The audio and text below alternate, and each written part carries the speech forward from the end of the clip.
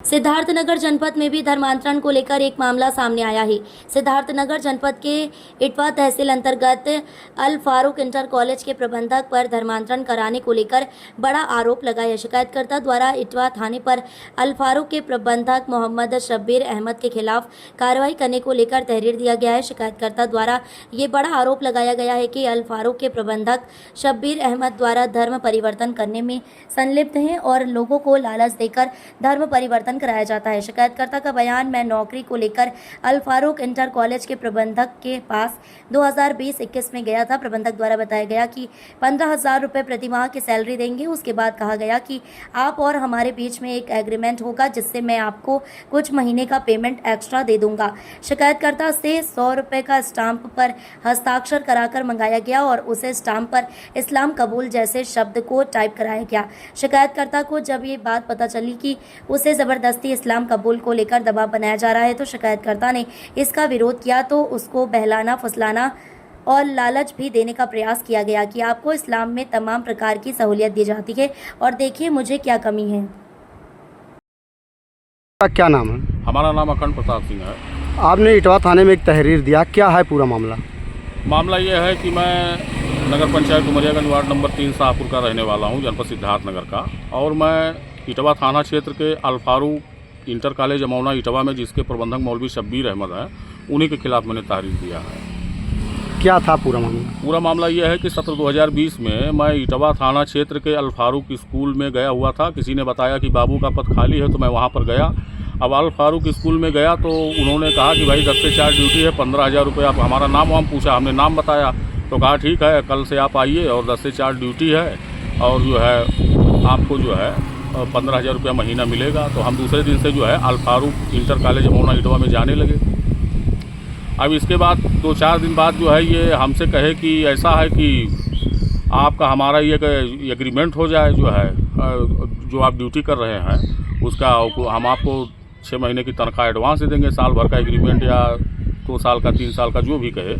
तो उसके बाद जो है हम कहे कि 100 रुपये के सादे स्टाम्प पेपर पे दस्तखत बना दीजिए। हमने जो है दस्तखत सादे स्टाम्प पेपर पे बना दिया और उन्होंने कहा कि बैठिए, अभी जो है एग्रीमेंट बनवा दे रहे हैं कार्यालय से। तो मैं बैठ गया वहाँ पर।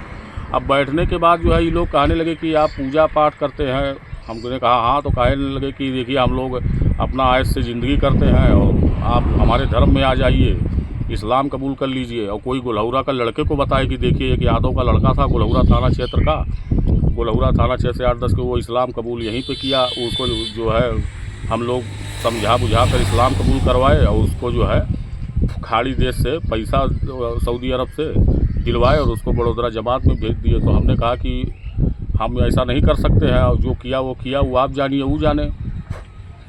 अब इसके बाद जो है ये लोग कहने लगे कि आप इस्लाम कबूल कीजिए। हमने कहा कि नहीं, ऐसा नहीं है। अब इसके बाद जो है ये लोग दबाव बनाने लगे। मैं वहाँ से निकल गया। काफ़ी बाद में पता चला कि जो है कि ये जो सादे स्टाम्प पेपर पे दस्तखत हमारा बनवाए थे उसको ये धर्म परिवर्तन का नोटरी बना दिए और धर्म परिवर्तन का नोटरी बनाकर जो है ये सीधे जो है सऊदी भेज दिए। और सऊदी भेजने के बाद जो है वहाँ से अब क्या किए, फंड मंगवाए, ये खा गए। और कि क्या किए भाई, हमने प्रशासन माननीय मुख्यमंत्री जी को पत्र लिखा था और जो है आगे की कार्रवाई चल रही है। फिलहाल मुकदमा FIR दर्ज हो चुका है। इसमें सरकार से आप क्या कहना चाहते हैं? अब सरकार से हम यही कहना चाहते हैं कि इनको बेनकाब किया जाए। हो सकता है कि ये छांगुर बाबा के एजेंट हों या ना हो सकता है कि इनका अलग जो है, चूँकि इनका स्कूल एक NGO है, सऊदी फंडिंग स्कूल है और जो है सऊदी फंडिंग स्कूल है तो वहाँ से भी लोग, सऊदी के लोग भी इस्लाम को ये नोटरी बनवाते हैं। तो सादे स्टाम्प पेपर किसी भी हिंदू से दस्तखत करवा लिए, उससे नोटरी बनवा दिए, उसको सऊदी भेज देते हैं और इनका सऊदी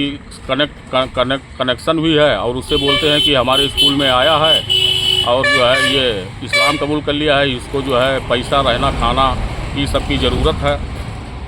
और उसी पे जो है वो उसको पता भी नहीं चलता है जिसका ये नोटरी बनवाए हैं और ये चुपके से अपना जो है यही सब करते हैं। उसके बाद उसको बरगलाते भी हैं और जब नहीं मानता है तो पूरा पैसा खा जाते हैं ये लोग। सर, ये मामला इटवा में आया, छांगुर उर्फ जलालुद्दीन से जुड़े एजेंट का मामला सामने आया है, क्या कहेंगे? बिल्कुल कोई नई बात नहीं है।